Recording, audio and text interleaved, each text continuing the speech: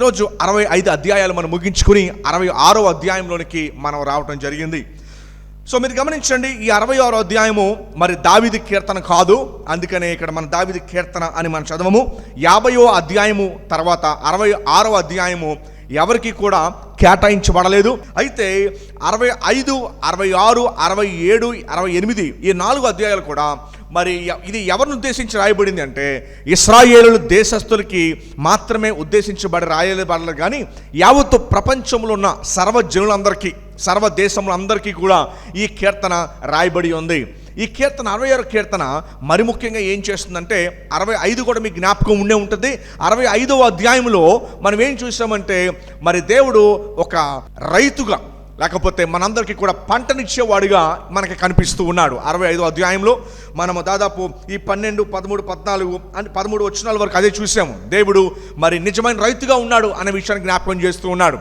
రైతు ఏం చేస్తాడు? పొలాన్ని దుక్కుతాడు, విత్తనాలు జల్లుతాడు, నీరు పోస్తాడు, తర్వాత వెయిట్ చేస్తాడు మొలకొచ్చేంత వరకు కదా, వెయిట్ చేస్తాడు మొలకొచ్చేంత వరకు. అయితే చనిపోయిన విత్తనాన్ని బ్రతికించేది ఎవరు అంటే చనిపోయిన విత్తనాన్ని బ్రతికించి మరి పంటనిచ్చేది దేవుడే. సో ఆయనే నిజమైన రైతుగా ఉన్నాడని 65వ కీర్తనలో కీర్తనకారుడు జ్ఞాపకం చేస్తూ ఉన్నాడు. 65లో సో ఆయనే మనకి పంటనిచ్చేవాడని. తర్వాత 66వ అధ్యాయము ఇంకొక అంశాన్ని మనము చూడబోతూ ఉన్నాం. ఈ 66వ అధ్యాయంలో గమనించండి, 66వ అధ్యాయము మరలా నేను చెప్తున్నాను, మొదటి లైన్లోనే ఇక్కడ మనం చూడవచ్చు.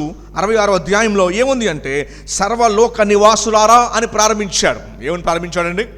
సర్వలోక నివాసులారా అని ప్రారంభించాడు. ఈ 66వ అధ్యాయము ఇందులో 20 వచనాలు ఉన్నాయి.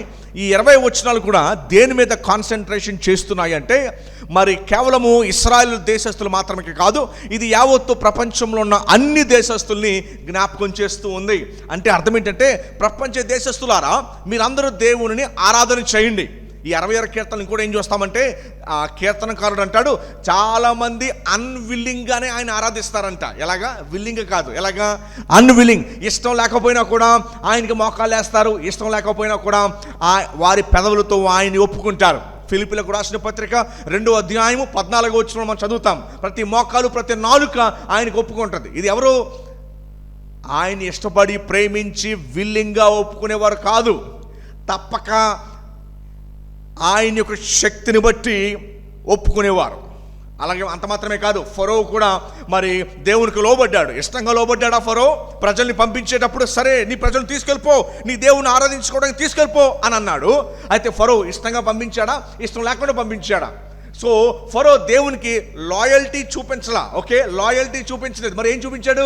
ఆయన శక్తికి చేతులు తీశాడు. ఓకే, సో ఈ 61వ కీర్తనలో సర్వలోక నివాసులారా అనే మాట అన్నప్పుడు 2 ఆరాధనలు వస్తాయి. అది దేవునికి స్పష్టంగా తెలుసు అది ఎలాంటి ఆరాధన అనేది. అందుకని ఈ యొక్క ఆరాధనలో ఈ యొక్క 66వ అధ్యాయంలో ఎలాగూ దేవుని ఆరాధించుము అని రాయబడి ఉంది. Guide lines for worship, guide lines for worship. గమనించండి, సర్వలోక నివాసులారా ఆయన ఆరాధించండి అంటే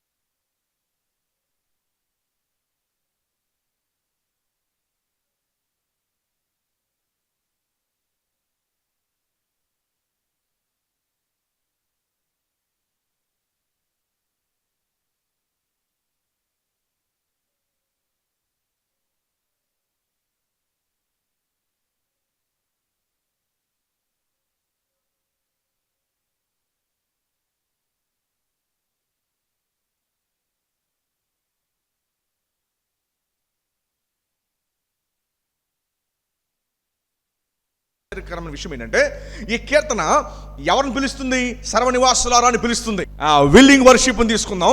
ఈ విల్లింగ్ వర్షిప్ సర్వలోక నివాసులారా అంటే దేవుడు ఎవరిని ఆహ్వానిస్తున్నాడు, లేకపోతే కీర్తనకారుడు ఎవరిని ఆహ్వానిస్తున్నాడు అంటే ఆదికాండము 12వ అధ్యాయము 3వ వచనంలో దేవుడు అబ్రహాంకి ప్రామిస్ చేశాడు. ఎవరు ప్రామిస్ చేశాడంటే నీ ద్వారా సమస్త వంశములు ఆశీర్వదించబడతాయి. ఎలాగా? క్రీస్తు అందరిని రక్షించుకుంటాడు. అన్ని డిపార్ట్మెంట్స్ వారిని, అన్ని దేశస్తులు, అన్ని రేసెస్, అన్ని ప్రజలను రక్షించుకుంటాడు. ఎవరు? యేసు ప్రభు వారు అన్నారు. ఎవరితో? అబ్రహాముతో అన్నమాట ఏంటంటే నీ ద్వారా సమస్త వంశములు ఆశీర్వదించబడును. ఎలాగా? యేసు ప్రభు అనే రక్షణ ఆశీర్వాదము, యేసు ప్రభు అనే రక్షణే వారికి ఆశీర్వాదము. అందుకని ఈరోజు మనం అందరం భారతీయులు, మన తెలుగులో, మన యూదులం కాము, కానీ ఈ ఆశీర్వాదంలో మనం కూడా భాగమై మనం చనిపోతే ప్రభు మన కొరకు గొప్ప స్వాస్థాన్ని మన కొరకు ఉంచాడు అంటే మనం ఎవరి దాంట్లో భాగమయ్యాం? అబ్రహాం అన్నాడు కదా, దేవుడు దేనికి శిల్పియు నిర్మాణకుడై ఉన్నాడో ఆ యొక్క పునాదులు కలిగిన పట్టణమునకు ఎదురు చూస్తున్నాడు, వారసుడికి ఎదురు చూస్తాడు. సో ఆ వారసత్వంలో మనం అందరం కూడా భాగమయ్యాము. సో ఆదికాండం 12:3లో మనం ఏం చూసాము అంటే సర్వలోక నివాసులారా అని 66వ కీర్తన పిలుస్తున్నప్పుడు ఎవరిని పిలుస్తుంది అంటే భారతీయులను పిలుస్తుంది, తమిళోళ్ళని పిలుస్తుంది, మలయాళీ వాళ్ళని పిలుస్తుంది, మరాఠీ వాళ్ళని, గుజరాతీ వాళ్ళని, హిందీ వాళ్ళని, అందరినీ కూడా పిలుస్తుంది. సర్వలోక నివాసులారా రండి, ఆయన ఆరాధన చేయండి. ఎందుకు అందరిని పిలుస్తుంది? ఈయన యెహోవా దేవుడు, యూదుల దేవుడు కాదు కదా. నో, అబ్రహాంని ఎన్నుకున్న నాడే. అబ్రహాము ఇరాక్ ప్రాంతం నుంచి వచ్చాడు. ఏ ప్రాంతం నుంచి వచ్చాడు? ఆయన యూదులు స్టార్టింగ్ పాయింట్ ఇరాక్ నుంచి వచ్చారు. వారు రాగానే దేవుడు వారికి చెప్పిన మాట ఏంటంటే నీ ద్వారా సమస్త వంశములు ఆశీర్వదించబడతాయి. ఒక ఇంట్రెస్టింగ్ పాయింట్ గమనించండి బాగా. చాలా ఇంట్రెస్టింగ్ పాయింట్ ఇక్కడ ఏంటంటే గ్రీక్ చర్చ్ ఉంది. ఏ చర్చ్? ఇప్పుడు తెలుగు చర్చ్ ఉందా? తమిళ చర్చ్ ఉందా? మరాఠీ చర్చ్ ఉందా? జమ్మూ కాశ్మీర్ చర్చ్ ఉంటుందా? ఢిల్లీ చర్చ్ ఉంటుందా? అలాగే గ్రీక్ ప్రాంతం, గ్రీక్ చర్చ్ వారు ఏం చేశారంటే మరి గ్రీక్ వారు మరి ఫస్ట్ క్రిస్టియన్స్గా వారే ఉన్నారు. యూదులు ఉన్నారు, రోమన్స్ ఉన్నారు, తర్వాత గ్రీకులు ఉన్నారు. ఆ గ్రీక్ చర్చ్ వాళ్ళు ఏం చేసేవారు అంటే ప్రతి ఈస్టర్ సండే రోజున ఈ కీర్తనని పర్టికులర్గా చదువుకుంటారంట. ఎందుకంటే ఆ అబ్రహాం ఆశీర్వాదంలో మేమందరం కూడా భాగమయ్యాం. అన్యులు రక్షణ పొందుట ద్వారా ఈ 66వ కీర్తన ఫుల్ఫిల్ అయింది అని పాడతారంట. ఎలాగా? అన్యులు అంటే యూదులు కానివారు, ఎవరాళ్ళు? యూదులు కానివారు రక్షణ పొందుట ద్వారా ఈ 66వ కీర్తన ఆశీర్వాదంలో మేము కూడా పాల్గొన్నాం. ఆయన ఆరాధించే ధన్యత, సత్యాన్ని తెలుసుకునే ధన్యత, సత్య దేవుడును తెలుసుకునే ధన్యత మాకు కూడా వచ్చిందని చెప్పి గ్రీక్ చర్చ్ వారు ప్రతి ఈస్టర్ సండే, ఎందుకంటే ఈస్టర్ ఎందుకు? క్రీస్తు పునరుద్ధాన దినంలో యావత్తు ఈ మిస్టరీ. ఏ మిస్టరీ? పేతురు ఇక మీద యూదులకు మాత్రమే రక్షణ కాదు, మొత్తం ప్రపంచంలో అందరికీ కూడా రక్షణ. కొర్నేలి రక్షణ పొందాడు కదా, అక్కడి నుంచి ప్రారంభమైంది. ఫస్ట్ జెంటైల్ కన్వర్ట్ అంటారు. జెంటైల్ అంటే యూదులు కానివారు. ఫస్ట్ అన్యుడు, అతను రక్షణ పొందడం ద్వారా మొత్తము గ్రీక్ చర్చ్ అందరూ కూడా ఈ 66వ కీర్తన పాడడం మొదలుపెట్టారు. అదేంటంటే సర్వలోక నివాసులారా సంతోషం, ఆనందం ఏంటి తెలుసా? ఆ రక్షణలో మనమందరం కూడా భాగమయ్యాము.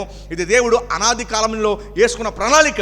ఆదికాండం 12వ అధ్యాయం 3వ వచనంలో దేవుడు ఏమన్నాడు అబ్రహాంతో? నీ ద్వారా సమస్త వంశములు. సో 66వ కీర్తన ఏం చేస్తుంది తెలుసా? సమస్త వంశములను ఎంకరేజ్ చేస్తుంది వర్షిప్ చేయడానికి. ఏం చేస్తుంది? ఎంకరేజ్ చేస్తుంది వర్షిప్ చేయడానికి. అంత మాత్రమే కాదు, ఈ కీర్తనకారుడు వండర్ఫుల్ విషయాలు దాచుంచాడు ఈ కీర్తనలో. ఏంటంటే రండి రండి అందరినీ పిలుస్తూ దేవుడు చేసిన భీకరమైన కార్యములు చూడడానికి రండి అని పిలుస్తున్నాడు. ఓకే, ఆ భీకర కార్యాలు ఏంటో మనం చూద్దాం. సో 66వ అధ్యాయం మొదటి వచనాన్ని జ్ఞాపకం చేసుకుందాం. సర్వలోక నివాసులారా ఎందుకు పిలుస్తున్నాడు? నమ్మిన నమ్మకపోయిన ఆయన నీకు దేవుడు. ఏమండి? సర్వ సృష్టికి ఆది సంభూతులై ఉన్నారు. ఎవరు? కొలస్సీలకు రాసిన పత్రిక 1వ అధ్యాయము 15, 16, 17 వచనంలో ఏం చూస్తాము? ఆయన అదృశ్య దేవుని లక్షణములు కలిగి సర్వ సృష్టికి ఆయన ఆది సంభూతులై ఉన్నాడు. కనిపించేవి కనిపించినవి అన్నింటినీ కూడా ఆయన ద్వారానే జ్ఞాపకం పొందవచ్చును. కొలస్సీలకు రాసిన పత్రిక 1వ అధ్యాయం 15, 16, 17 వచనాల్లో అదే మనం చదువుతాం. అందుకనే లోక నివాసులారా, నమ్మిన నమ్మకపోయినా ఒకే దైవం, నమ్మిన నమ్మకపోయినా ఒకే దైవం కనుక ఆయన పిలుస్తూ ఉన్నారు. సర్వలోక నివాసులారా దేవుని గూర్చి సంతోష గీతము పాడుడి. దేవుని గూర్చి సంతోష గీతం పాడుడి. ఇశ్రాయేలుని మాత్రమే కాదు, యావత్ అందరిని పిలుస్తూ ఉన్నాడు. బహుశా మన కీర్తన గ్రంథంలో 100వ కీర్తన చాలా ఫేమస్ కీర్తన. 100వ కీర్తన అది మాస్టర్ పీస్. దేని విషయంలో అంటే అందరినీ వర్షిప్కి ఎంకరేజ్ చేస్తూ ఆహ్వానిస్తున్న దాంట్లో మాస్టర్ పీస్గా మనం చూస్తున్నాం. సర్వలోక నివాసులారా దేవుని గూర్చి సంతోష గీతం పాడుడి. ఎందుకు? కింద రాస్తున్నాడు, ఆయన నామ ప్రభావమును కీర్తించుడి. ఆయన నామ గౌరవానికి కీర్తించుడి. రెండు విషయాలు, ప్రైజ్ అండ్ థ్యాంక్స్ గివింగ్. ఏంటంటే అవి ఇంగ్లీష్లో 2 పదాలు ఉంటాయి, praise and thanksgiving. Praise అనగానే వ్యక్తిని దృష్టిలో పెట్టుకొని మనం కృతజ్ఞతలు చెల్లిస్తాము. థ్యాంక్స్ గివింగ్ అంటే ఇవ్వబడిన వస్తువుని జ్ఞాపకం చేసుకుని మనం సంతోషిస్తాం. ఓకేనా? Praise and thanksgiving. Okay, praise అంటే ఆయన స్తుతించడం, స్తుతి అంటే వ్యక్తిని దృష్టిలో పెట్టుకుంటాము. రెండోది థ్యాంక్స్ గివింగ్ అంటే కృతజ్ఞత అంటాను చూసారా, ఇవ్వబడిన వస్తువు గురించి. అయితే ఇక్కడ దేని గురించి మాట్లాడుతున్నాడు అంటే మరి మనము ఎవరిని గుర్తుపెట్టుకుని ఆరాధించాలి అంటే ఆయన నామమును, ఆయన నామ ప్రభావమును కీర్తించుడి, ఆయనకు ప్రభావము ఆరోపించి ఆయనను స్తోత్రించుడి అని అంటున్నాడు. ఆయన నామ ప్రభావమును కీర్తించుడి, ఆయనకు ప్రభావము ఆరోపించి ఆయనకు స్తోత్రం చెల్లించుడి, స్తుతించుడి, ఆయన స్తోత్రించుడి. చూడండి తర్వాత లైన్లో అంటాడు 3వ వచనంలో, ఇలాగూ దేవునికి స్తోత్రము చెల్లించుడి. Guidelines for worship. ఇందాక మీకు జ్ఞాపకం చేశాను నేను. ఇలాగూ దేవుని ఆరాధించుడి, ఇలాగ స్తుతులు చెల్లించాలి. ఇష్టం వచ్చినట్టు నచ్చినట్టుగా ఏది ఫీల్ అయితే అది కాదు, ఇలాగున అని చెబుతూ అంటున్నాడు కింద, నీ కార్యములు ఎంతో భీకరమైనవి. ఏంటంట? నీ కార్యములు ఎంతో భీకరమైన. ఏ కార్యాలు? చార్లెస్ స్పర్జన్ గారు ఏం చెప్తున్నారంటే నీ కార్యములు ఎంతో భీకరమైనవి అంటే ఏంటి నీ కార్యాలంటే, స్పర్జన్ గారు 3 విషయాలు జ్ఞాపకం చేశారు. అదేనంటే నీ సృష్టి, నీ రక్షణ, నీ యొక్క నిత్య ప్రణాళిక. వేటిని ఇంక్లూడ్ చేశాడు ఈ 3వ వచనంలో? నీ కార్యములు ఎంతో భీకరమైనవి అన్నాడు. సో నీ కార్యములు ఎంతో భీకరమైనవి అంటే ఏ కార్యాలు భీకరమైనవి అంటే నీ యొక్క సృష్టి అది భీకరమైనది. రెండవది నీ రక్షణ ప్రణాళిక అది భీకరమైనది. నీవు శిలువ మీద చేసిన కార్యము కానివ్వండి, ఎర్ర సముద్రాన్ని పాయలు చేయడం కానివ్వండి, నీ ప్రజలైన ఇశ్రాయేలులను నడిపించే విషయంలో కానివ్వి. తర్వాత 3వది నీ ప్రజల కొరకు నీకున్న నిత్య ప్రణాళిక. ఈ 3 ఎలాంటివంటే నీ కార్యములు ఎంతో భీకరమైనవి. సో చార్లెస్ స్పర్జన్ గారు మనకేం జ్ఞాపకం చేస్తున్నారంటే నీ యొక్క కార్యములు భీకరమైనవి అంటే అర్థం ఏంటంటే ఈ 3 ఇచ్చాడు. మొదటిదేంటి? ఏ విషయంలో నీ భీకరమైన వాడు? సృష్టి విషయంలో క్రియేషన్. రెండవ విషయంలో ఏది విషయంలో? రక్షణ విషయంలో. 3వ విషయంలో ఏంటి? నీ నిత్య ప్రణాళిక, లేకపోతే రీస్టోరేషన్ అని కూడా మనం పిలవచ్చు. ఓకే, ఈ 3 విషయాల్లో నీ యొక్క కార్యములు ఎలా ఉన్నాయి? భీకరమైనవి. ఓకేనా? ఈ 3 విషయంలో నీ కార్యాలు భీకరమైన దేవుని వాక్యం జ్ఞాపకం చేస్తూ తర్వాత ఏముందో చూడండి, నీ బలాతిశయమును బట్టి నీ శత్రువులు లొంగి నీ వద్దకు వచ్చేదరు. నీ బలాతిశయమును బట్టి ఎలా వస్తారంట?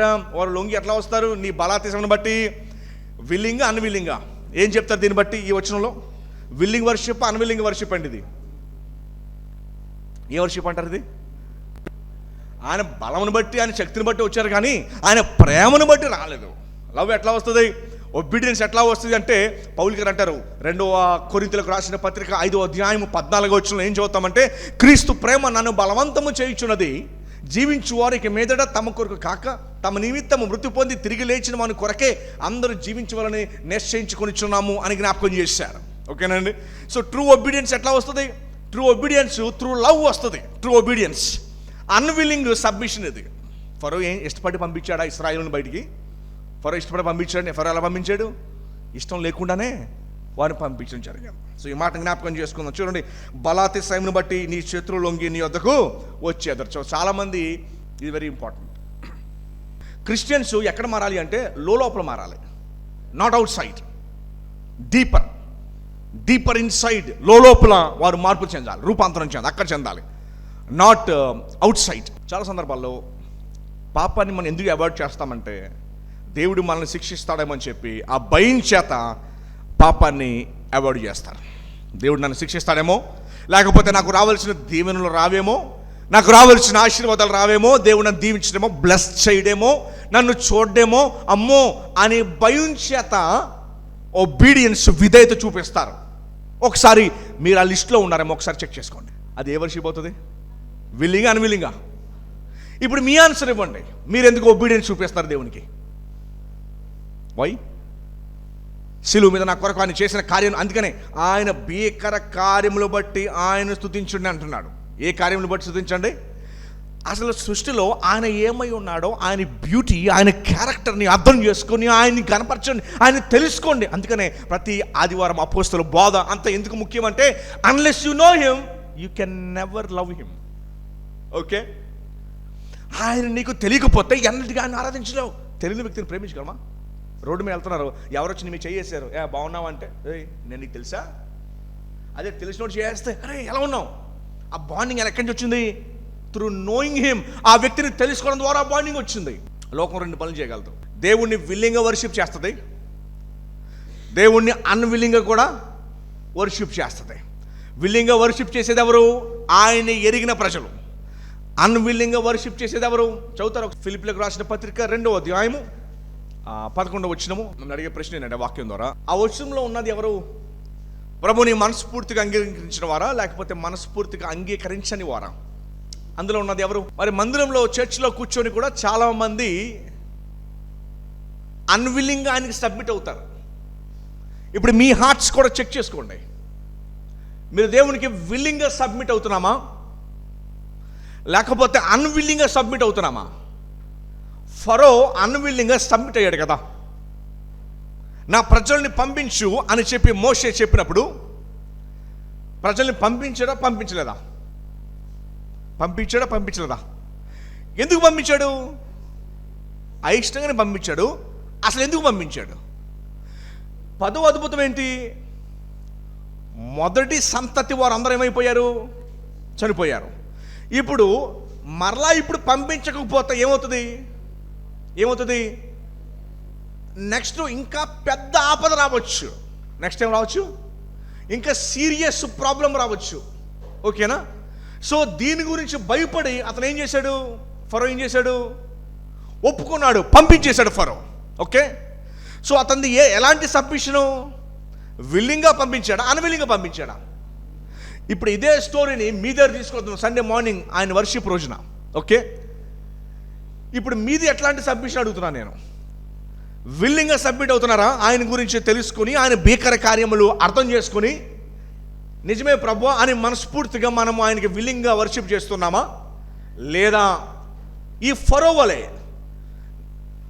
నా హృదయం అయితే వేరే వాటిని ప్రేమిస్తుంది, కానీ ఆయన ప్రేమించకపోతే, విల్లింగ్గా సబ్మిట్ అవ్వకపోతే నాకేదో ఇబ్బంది, నష్టం, కష్టం వస్తుంది కనుక భయం చేత నేను చేస్తున్నానా?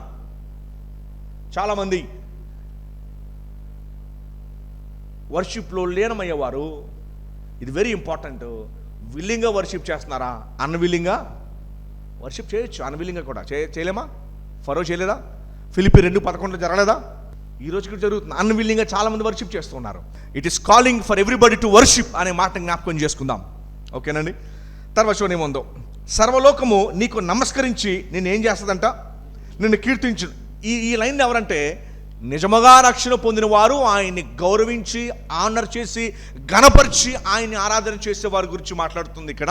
ఇది మొదటి కేటగిరీ. ఆయన నిజముగా ఆయన ప్రేమించి ఆయన భీకర కార్యాన్ని, ఏమండి, రక్షణ పొందిన వారే ఆయన నిజంగా ఆరాధించగలరు.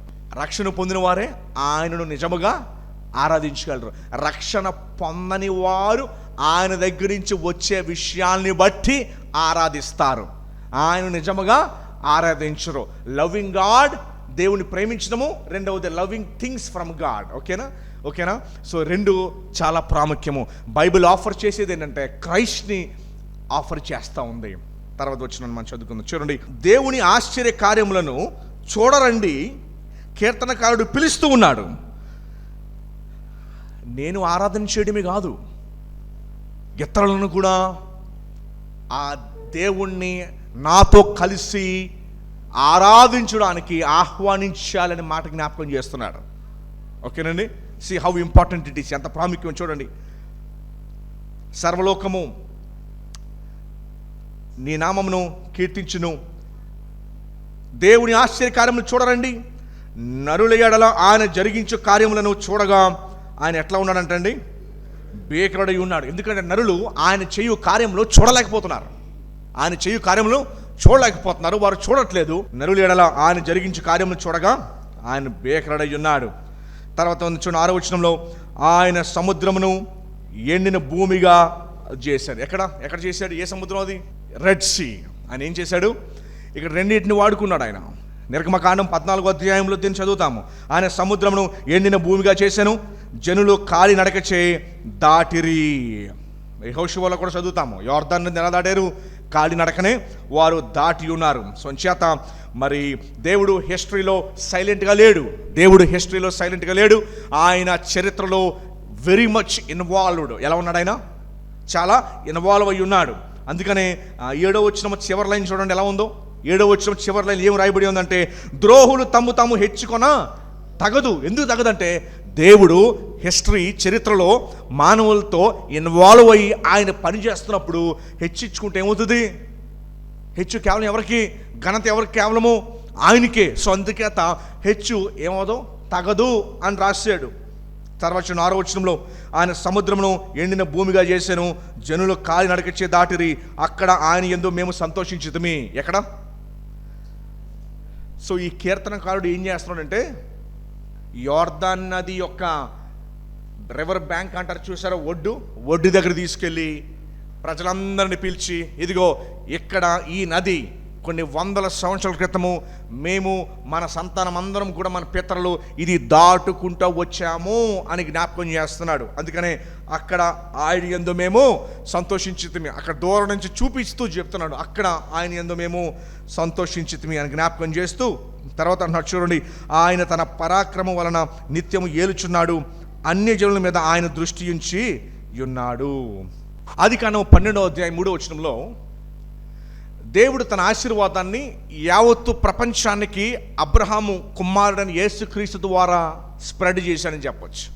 ఓకేనా? వారందరూ కూడా ఆ దీవెనను ఇచ్చాడు. ఎలా ఇచ్చాడు? రక్షణ క్రీస్తు ద్వారా ఆశీర్వాదాన్ని మొత్తం యావత్తు అందరికీ కూడా ఆయన దయచేశాడు. ఓకేనండి? అయితే ఆయన ఈ ఆరాధనను స్వీకరించేవాడుగా ఉన్నాడు, అందరినీ ఆరాధనకు ఆయన పిలుస్తూ ఉన్నాడు. సో అంచేత ఈరోజు మనము అన్విల్లింగ్గా ఆరాధన చేయక విల్లింగ్గా మనము ఆరాధన చేసేవారుగా ఉండాలని దేవుని వాక్యం సెలవిస్తూ ఈ మాటను చెప్పి నేను ముగిస్తాను. నీ కార్యములు ఎంతో భీకరమైనవి, నీ కార్యములు ఎంతో భీకరమైనవి. ఏ విషయంలో భీకరమైనవి? సృష్టి, రక్షణ, నిత్య జీవం. ఈ మూడిటి విషయంలో ఆయన కార్యములు భీకరమైనవి. సొంచేత వీటిని ధ్యానించి ఎలాగో దేవుణ్ణి ఆరాధన చేయము అంటున్నాడు కదా.